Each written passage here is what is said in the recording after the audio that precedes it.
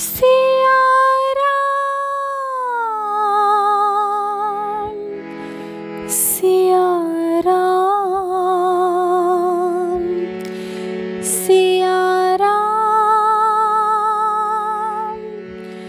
सिया राम, सिया राम, सिया राम। श्रीमद् वाल्मीकि रामायण के अयोध्या कांड का 31वां सर्ग। श्री राम और लक्ष्मण का संवाद, लक्ष्मण का वन गमन के लिए तैयार होना।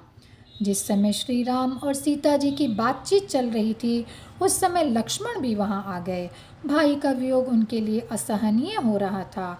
अब उन्होंने अपने ज्येष्ठ भ्राता श्री राम के पांव पकड़कर कहा, हे आर्य, जब आपने हिंसक पशुओं से भरे हुए वन में जाने का निश्चय कर ही लिया है, तो मैं भी आपके साथ चलूँगा, क्योंकि मैं आपके सिवा स्वर्ग प्राप्त करने की भी इच्छा नहीं रखता। अब श्री राम उन्हें बहुत तरह से समझा बुझाकर वन जाने के लिए मना करने लगे। तब लक्ष्मण बोले, भैया, आपने मुझे पहले से ही अपने साथ रहने की आज्ञा दे दी है, फिर इस समय क्यों रोक रहे हो? ऐसा कहते हुए लक्ष्मण धीरे धीरे वन जाने के लिए तैयार होकर श्री राम के सामने आकर खड़े हो गए।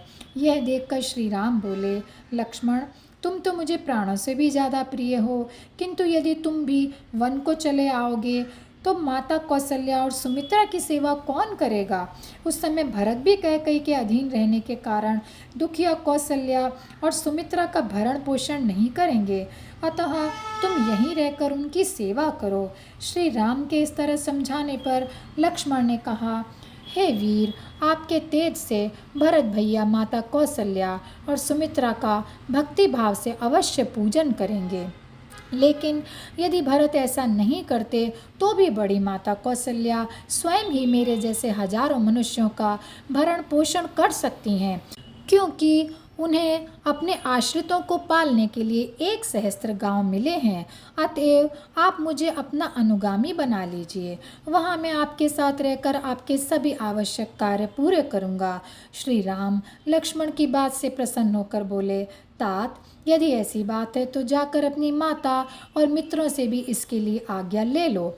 इसके साथ ही राजा जनक ने मुझे दहेज में जो जो दिव्य धनुष, 2 दिव्य अमोघ कवच, अक्षय बाणों से भरे 2 तरकस तथा 2 स्वर्ण भूषित खड्ग प्रदान किए थे, तुम उन अस्त्रों को भी लेकर शीघ्र लौट आओ। श्री राम की आज्ञा पाकर लक्ष्मण ने अपने सुहृदजनों से अनुमति प्राप्त कर ली।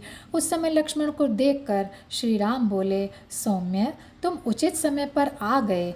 अब मेरा जो यह धन है, इसे मैं तुम्हारे साथ मिलकर तपस्वी ब्राह्मणों को बांटना चाहता हूँ। इसके लिए तुम वशिष्ठ जी के पुत्र सुयज्ञ एवं और जो अन्य श्रेष्ठ ब्राह्मण हों, उन्हें भी बुला लो। मैं उन सब का सत्कार कर वन को चला जाऊंगा। और यहीं पर यह अध्याय समाप्त होता है। जय सिया राम, जय सिया राम, जय सिया राम।